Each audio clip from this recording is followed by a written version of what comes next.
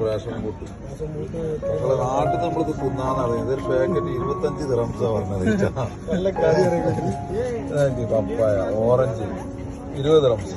നമ്മളെ മാതോളി നാരങ്ങ ഒക്കെ പൊരിച്ചത് മാതോളി നാരങ്ങയാണത്. 25 റുപ്യ. പച്ചപ്പുളി 30 റുപ്യാണല്ലോ പാക്കറ്റ്. ചക്കപ്പായ 2 25. എന്താ ഇതൊക്കെ അവസ്ഥ? നാടൻ പയം 20 റുപ്യ. അടുത്ത 13 റുപ്യായി. നമുക്ക് പല പയം കിട്ടുന്നുണ്ട്.